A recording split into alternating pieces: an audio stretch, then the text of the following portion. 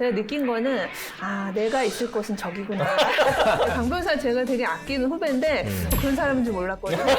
기후변화연구원의 박수진 박사님 나오셨는데 태풍이 이제 진로를 보면은 아무래도 노을성 파도에 의해서 열대성 저기압이라는 게 이제 발달을 해야지만 이 기상현상이 왜 발생을 하는 거냐면은 어제 현장 연결하는데 바람이 정말 장난 아니게 불더라고요. 가만히 서 있는데도 몸이 흔들릴 정도로. 방송사에서 조금 미스한 부분이 좀 있었어요. 태풍이 제주도에 올라오지도 않았는데 속초하고 양양 도심이 다 침수가 된 거예요. 미국 서부 지역 네네. 대형 산불이 발생을 했죠. 콜로라도가 일교차가 한 40도 이상 발생했는데 지금 지자체에서 앞으로 좀 해야 될 부분 중에 하나가 또 다른 위험이 있는 곳을 빨리 알려서 대피를 시키고 이런 것들이 지금 앞으로 당장 해야 될 부분들이 아닌가. 임원항을 갔다 왔는데 네. 거기에 해양 쓰레기들이 엄청 많더라고요. 이번 비의 이름은 장마가 아니라 기후 위기다. 똥물 유충, 뭐 깔따구, 네, 대벌레, 정말 저 물을 마실 수가 없을 것 같다, 정말 곧 죽을 것 같다라는 정말 불안감, 뭐 극도의 공포감 이런 걸 느껴서 기후변화는 이미 피할 수가 없습니다. 예. 21세기 중반까지는 이미 기후변화는 발생이 되는 거고요.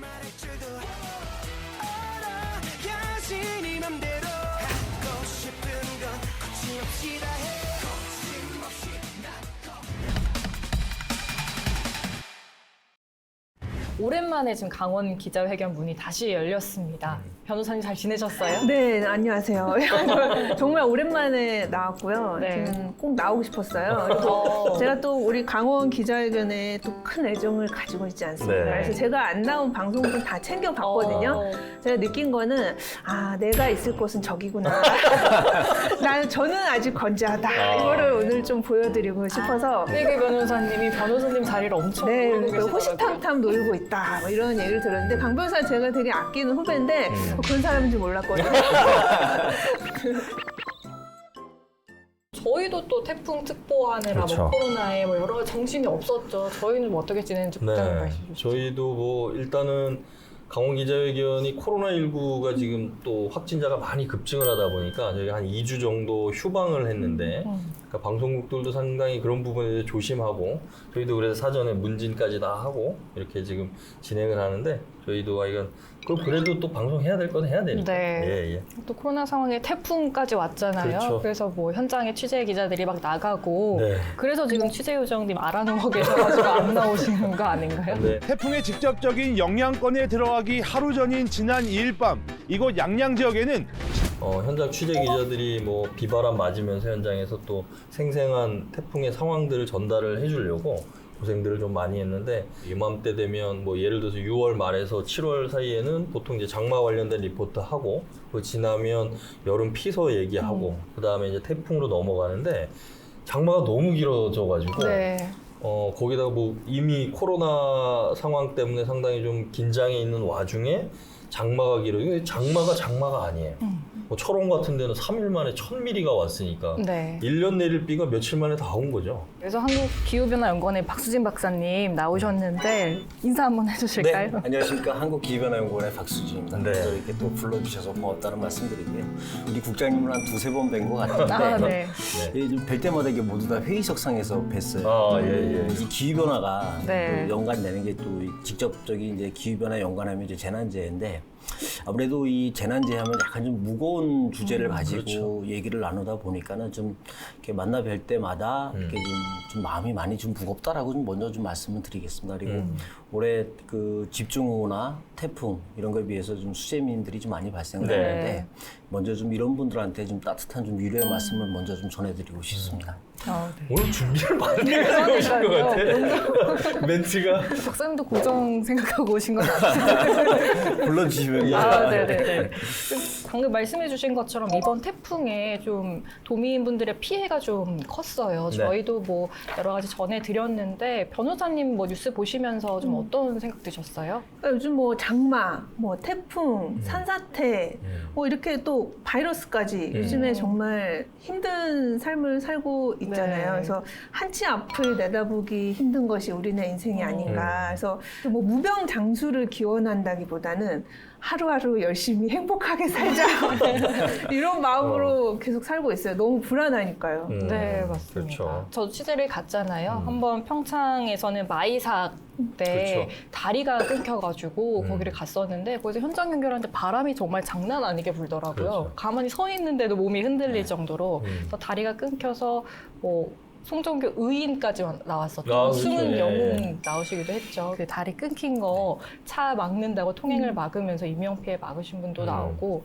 그리고 태풍 지나가고 나서 저는 또 삼척 네. 다녀왔죠. 도로 피해라던가 임원항을 갔다 왔는데 네. 거기에 해양 쓰레기들이 엄청 많더라고요. 태풍이 우리 이번에 이제 하이선이 올라올 때 네. 태풍이 보통 이제 일반적으로 그 태풍이 이제 진로를 보면은 그 일본 그 열대야 지방에서 북태평양 고기압이 발생을 하기 때문에 서쪽에서 올라와서 그 편서풍을 타고 동쪽으로 빠져나가게 됩니다. 네. 근데 이번에 좀 이례적으로 그 북태평양 고기압이 일본 열대 지방이 아닌 그 우리나라 북동 지방의 북태평양 고기압이 확장을 하면서 고기압의 가장인 그 동해안 쪽으로 태풍이 좀 타고 올라왔습니다. 그렇기 네. 때문에 좀 동해안 지역에 좀 피해가 먼저 많이 입었다고 좀 말씀을 드리고요. 그리고 이제 태풍은 이제 이번에 좀 발생한 태풍이 중심 기압이 굉장히 낮았습니다. 네. 네, 그렇기 때문에 좀 아무래도 그 너울성 파도에 의해서 그 파도가 그 방파제에 좀 월파를 해서 네. 그런 좀 피해가 좀 많이 입었던 것 같아요. 그러니까 우리가 이제 태풍 하면은 태풍은 중심 기압이 낮을수록 강도가 더 세다 그러잖아요. 예, 중심 기압이 낮을수록 강도가 세죠. 그러니까 네. 우리가 이제 태풍을 분류를 할 때는 태풍의 그러니까 중심 반경 네. 그걸 갖고 이제 크기를 분류를 시키고요. 그다음에 이제 태풍은 이제 발생되는 게 강수 외에 이제 강한 바람을 동반을 합니다. 그래서 네. 이 풍속을 가지고 이제 태풍의 강도를 결정을 하는데 네. 이번에 아마 태풍 그 하이선이나 마이삭 이 두 개의 태풍들이 좀 매우 강에 해당하는 네. 태풍들이 올라왔죠. 예, 그래서 이렇게 좀 많은 좀 피해를 좀 크지 않았나 이렇게 좀 보고 있습니다. 사실은 저희도 좀 방송사에서 조금 미스한 부분이 좀 있었어요. 뭐냐면 좀 에피소드였는데 사실은 저희가 태풍의 진로에 따라서 이제 뉴스 특보 계획을 세워서 취재팀 운영이라든지 뭐 이런 것들을 결정을 하는데 태풍이 이동 경로 시간대별로 나오니까 거기에 맞춰가지고 취재팀을 현장에 배치하고 이제 이런 계획을 세웠었는데 태풍이 제주도에 올라오지도 않았는데 속초하고 양양 도심이 다 침수가 되는 거예요. 아, 저희도 급하게 취재팀을 현장에 보내고 막 이런 상황이었는데 속초 같은 경우도 이제 속초시에 그 아난프라자라고 도심에 있는데 그 일대가 좀 저지대라서 매번 이제 태풍이라든지 큰 비가 내리면 거기가 좀 침수가 되는 경우는 있거든요. 근데 이번에는 거기 일대뿐만이 아니고 주변 지역이 다 침수가 됐어요. 또 양양 같은 경우도 양양 버스터미널 앞쪽부터 해서 전통시장 있는 데까지 일시적으로 한꺼번에 다 침수가 되는 그러니까 너무 걷잡을 수 없게 그러니까 정작 그 다음날에 오전 새벽에 태풍이 올라왔을 때는 뭐 그렇게 비바람이 세지는 않았던 것 같아요. 바람은 좀 셌던 것 같은데 그래서 기상청에다가도 이게 왜 이러냐 또 뭐 기상 전문가들한테도 물어봤더니 좀 뭐 이례적이긴 한데 태풍이 그 전면에 강한 비구름대를 밀어 올려서 또 동풍이 유입되면서 영동 지역에 특히 그 달달한 비구름이 딱 양양하고 속초 사이에 걸쳐 있었던 거예요. 몇 시간 동안. 네. 그러니까 거기서 아주 집중호우가 내리면서 피해가 많이 속출을 했죠. 그 제가 잠깐 좀 말씀드리면은 그 태풍 하이선 때하고 마이삭 때 이제 제가 출근하면 꼭 이제 보는 게 먼저 있습니다. 네, 그 네. 레이더 사진하고 이제 위성 사진을 네, 먼저 네, 보는데 네.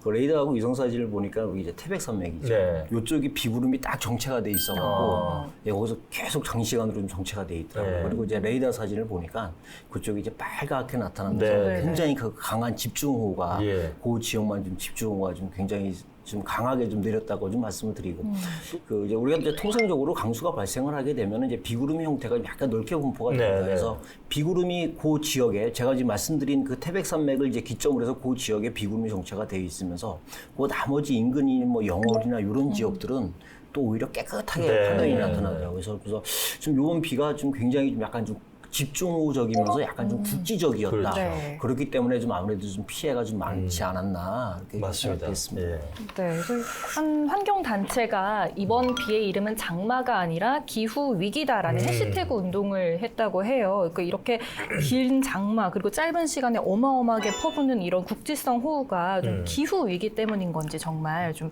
설명을 해주실까요? 먼저 기상현상하고 좀 기후변화를 이해를 하셔야 될 것 같아요. 네. 이게 우리가 이제 흔히 얘기하는 이제 기상현상은 이제 그날의 날씨를 얘기하는 거예요. 만약에 기상현상이 없었더라면은 아마 이 지구의 모든 생태계는 아마 멸망이 됐을 겁니다. 이 기상현상이 왜 발생을 하는 거냐면은 어떤 그 지구의 어떤 그 열 균형에 어떤 에너지원을 좀 맞춰주기 위한 하나의 자정작용이 있거든요. 근데 이런 그 기상변상은 변화하는 게 맞는 거고요. 문제가 이제 기후변화인데요.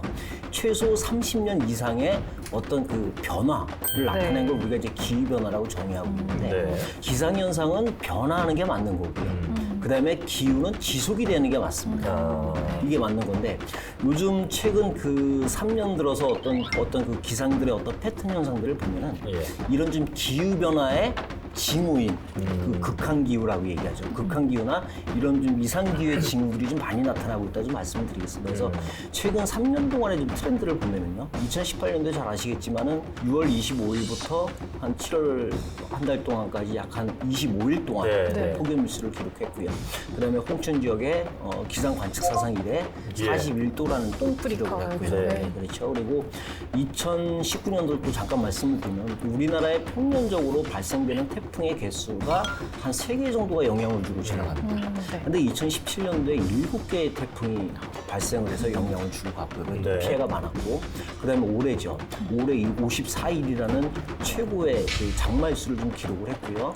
그리고 태풍이 장마가 끝난 다음에 일주일 사이에 매우 강한 태풍이 한 2개 정도가 연달아서 지나갔습니다. 예. 이 중요한 건 이제 또 그 지금 기상청에 좀 슈퍼컴퓨터에 그 모델링을 해보면은 앞으로도 태풍이 한 우리나라 한반도에 한 2개 정도는 한두 개 정도 더 영향을 미칠 거다. 네. 지금 이렇게 좀 내다보고 그게 있습니다. 그 11호, 12호 태풍인 11호, 12호 태풍이죠. 이제 11호 우리 노을 태풍이죠. 네. 근데 네. 이제 그게 보고 있는데 아직까지 태풍의 씨앗은 이제 열대성 저기압이라는 게 이제 발달을 해야지만 태풍이 이게 발달로 하는데 아직까지 그 태풍의 씨앗인 그 열대성 저기압은 아직 발달하지 않은 상태고요. 야. 그래서 네. 지금 아마 우리 지금 어제 제가 약간 좀 매스컴을 봤더니만은 한 21일 이후 정도에 좀 11호 태풍이 좀 네네. 발생할 거다 이렇게 좀 보고는 있더라고요. 그래서 네. 아마 이 태풍이 좀 열도 그러니까는 일본 지역까지 올라올 거라고 이제 보고는 있는데 그 뒤에 진로는 조금 더 이제 추후를 좀 관찰해야 된다라고 이제 말씀을 드리고 해서 그 이런 기후 변화를 좀 실감하는 사례가 음. 뭐 방금 역대급 장마뿐만 아니라 뭐 삼척에서 바나나가 열리고 그렇죠. 뭐 이런 게 좀 나타나고 있잖아요. 변호사님 뭐 느끼시는 거 있을까요? 저는 이제 일하면서 기후 변화에 따른다기 직접적으로 영향을 받는다기보다는 이제 비가 너무 많이 오고 막 네. 태풍, 산사태, 장마, 뭐 폭우 이렇게 되면은 이제 건물 가지신 분들은 이제 누수 때문에 서로 간에 이제 분쟁이 발생해서 상담이 많이 아, 오는 경우가 있고 소송 그렇게 상담. 생각을 하시는 네, 거고. 네. 그렇죠. 개인적으로는 그 언론 보도를 보면 뭐 수돗물 유충, 뭐 깔따구, 네, 대걸레, 뭐 네. 노래기 이런 인체에 직접적인 해를 줄 수 있는 뭐 유충들이 막 늘어나고 네. 막 정말 무섭더라고요. 이렇게 막 살아 움직이는 거 보면은 정말 저 물을 마실 수가 없을 것 같다. 정말 곧 죽을 것 같다라는 정말 불안감, 뭐 극도의 공포감 이런 걸 느껴서 저는 그런 거 볼 때 좀 이게 기후 변화의 영향 때문인가 이렇게 유충들이 많이 늘어날 수 있는 또 곤충의 천적이 줄어드는 그런 영향 때문이 아닌가 하는 생각이 들더라고요. 이게 뭐 비단 우리나라 문제뿐만 아닌 거잖아요. 좀 해외는 어떤가요? 오늘 제가 아침에 출근을 하면서 잠깐 이제 뉴스를 봤는데 그 미국 서부 지역에 아, 네. 네네. 대형 산불이 좀 네. 발생을 했죠. 그다음에 그 미국의 이제 콜로라도가 갑자기 뜨거운 한여름에서 하루 아침에 눈 내리고. 한파가 네. 눈이 그러니까 일교차가 한 40도 이상 발생해서 이런 것들이 지금 기후변화에 의한 이상기후 이제 징후들을 볼 수가 있고요. 이번에 그 장마에 좀 장마 기간에 많이 영향을 줬던 그 시베리아 폭염. 네. 이 시베리아 폭염이 이제 정상적으로 봤을 때는 한 8만 년 만에 한 번꼴로 발생하는 폭염이 발생을 합니다. 네. 근데 이게 올해 그 시베리아 폭염이 좀 발생을 했고요. 그다음에 또 말씀을 드리면 호주의 대형 산불을 볼 수가 있어요. 네. 그 호주의 대형 산불이 작년 이제 9월 달에 발생을 해서 약 한 6개월 동안에 지속적으로 또 산불이 발생을 했는데 올해 우리 그 이웃 나라인 중국이요. 네. 중국이 한 5월 말부터 약 한 3개월 동안 계속 집중호우가 발생을 네, 해서 네, 뭐 그 매스컴에서 뭐 산샤댐이 뭐 붕괴가 되냐 네, 이런 좀 많은 얘기가 지속이 됐고요. 그다음에 또 일본의 지금 쿠슈 지방에서 좀 굉장히 지금 많은 집중이 발생을 했고 이런 현상들이 지금 기후변화에 의해서 자꾸 그 극한기후나 이상기후 현상들의 발생 빈도가 지금 잦아지고 있다. 이렇게 좀 말씀을 드릴 수가 있는 거죠. 네, 그래서 이런 기후 변화에 뭐 정부나 강원도가 좀 뭐 대응책을 마련을 하고는 있는데요. 박사님이 보시기에는 지금 이 대책들 좀 어떻다고 보세요? 현재 지금 우리나라도 한 2009년도죠. 2009년도부터 그 저탄소 녹색 성장 기본법이 제정이 되면서 기후 변화에 의한 이제 대응 노력을 두 가지 부분을 하고 있습니다. 네. 이제 하나가 이제 뭐냐면 온실가스 완화 정책이죠. 네. 온실가스 완화 정책을 펼치고 있고요. 기후 변화는 이미 그 대기 중에 분포되어 있는 온실가스 때문에 피할 수가 없습니다. 예. 그래서 현재 지금 당장 온실가스를 당장 제로화 한다고 만들어도 한 2050년대까지는 기후변화가 지속적으로 발생을 할 거예요. 이미 지금 대기 중에 탄소들이. 퍼져 있는 온실가스 때문에 이러한 것들의 어떤 그 영향과 좀 피해를 최소화하기 위해서 지금 기후변화 적응 대책이라는 5개년 계획을 좀 중앙정부에서 세우고 있고 광역과 기초지자체에서 세우고 있습니다. 그런데 네. 2017년 5월달에 그 제2차 기후변화 적응 대책을 수립을 했고요. 올해 그 3차로 이제 국가가 지금 기후변화 적응 대책을 수립 중에 있습니다. 그래서 내년에 공표를 앞두고 있고 그다음에 또 강원도는 내년에 또 3차 계획이 또 들어가고 있고요. 그래서 지금 강원도도 이렇게 우리나라도 2009년도부터 이런 좀 기후변화에 좀 적극적으로 대응하고 있다라고 또 말씀을 드리고 그다음에 올해 침수 피해가 많았습니다. 네. 이 침수 피해가 많았는데 이런 것들에 좀 설계 빈도라는 게 있습니다. 예, 설계 빈도라는 거 있는데 요즘 설계 빈도는 좀 상향 조정을 하고 있습니다. 그래서 하천 같은 경우는 이제 우리가 이제 보통 지방 하천이죠. 지방 같은 경우 설계 빈도라고 하는데 네. 이 확률 강수량 이런 것들을 저희가 한 100년 빈도 이상은 설계를 하고 있습니다. 그렇기 때문에 피해는 이제 어느 정도 지금 줄여 나갈 수가 있다라고 지금 말씀을 드린데 예. 문제가 뭐냐면 이제 도심 지역의 침수, 강수가 발생을 하게 되면은 이 강수를 빨리 하천으로 배제를 시켜줘야 됩니다. 근데 이 문제는 뭐냐면은 그 도심 지역에 있는 그 우수관로라고 하죠. 네, 이 네. 도심 지역에 있는 우수관로가 현재는 한 10년에서 한 30년 빈도로 설계가 돼 있습니다. 근데 요즘 강수에 내리는 패턴을 보면 50년 빈도에 해당되는 강수량이 발생을 하고 있는데 네. 이런 그 도심 지역의 우수관로의 설계에 있는 어떤 설계 빈도는 10년에서 30년 돼 있다. 그래서 좀 이런 부분들을 좀 이제 앞으로 좀 상향 조정해서 설계 기준을 강화할 필요가 있다라고 좀 말씀을 좀 드릴 수가 있겠습니다. 이번에 그 태풍 하이선 때 네. 강릉시장 저희 뉴스 특보에 이제 출연을 하셨었는데 강릉도 이 상습적으로 침수되는 저지대들이 몇 군데 있거든요. 예를 들어 경포호수 바로 옆에 있는 우리 매번 나왔던 네. 그 진안산가 침수되는 데 하고 전체적인 도시의 높낮이가 포남동 쪽이 좀 낮습니다. 거기는 이번에 많이 안 잠겼어요. 그래서 그 강릉시장님한테 앵커가 이번엔 왜 그런 거냐 네. 했더니 그 강릉에 이제 상수원이 이제 오봉 저수지라고 있습니다. 네. 근데 거기에서 이번엔 최대한 좀 그 저수량을 판단을 해갖고 물을 방류를 좀 중단을 시켰대요. 그래서 다행히 좀 포남동 저지대는 좀 덜 잠겼다 그러더라고요. 그러니까 그런 것들이 어떻게 보면 지자체에서 앞으로 좀 해야 될 부분 중에 하나가 그런 좀 위험 상습적으로 침수되는데 또 그다음 위험 산사태라든지 또 다른 위험이 있는 곳을 빨리 알려서 대피를 시키고 하천이 범람할 위기가 있으면 제방에 좀 튼튼히 한다든지 또 하천을 좀 더 넓혀서 물길을 확보한다든지 이런 것들이 지금 앞으로 당장 해야 될 부분들이 아닌가 그런 생각이 좀 들어요. 이번 시간 마무리하면서 저희 오늘 토크하면서 인상 깊었던 점을 예. 한 줄 평으로 표현을 해보겠습니다. 박사님도 함께 해주시면 좋을 것 같은데요. 뭐 어떤 내용이든 좋습니다. 참 방송을 들으면서 느끼는 게 뭐냐면은 여러분들은 이제 기후변화 계속 얘기를 하고 있는데 네. 좀 이걸 바꾸고 싶습니다. 아. 기상은 변화하고 기후는 지속되어야 한다. 네. 라고 좀 핵심적인 얘기. 네. 우린 뭐 다 핵심만 예. 저는 준비했습니다. 제가 박사님이 인터뷰하신 말씀을 이제 기사화한 거를 국장님이 준비하셨는데 제가 극헌님께서 저는 기후 변화에는 백신이 없다.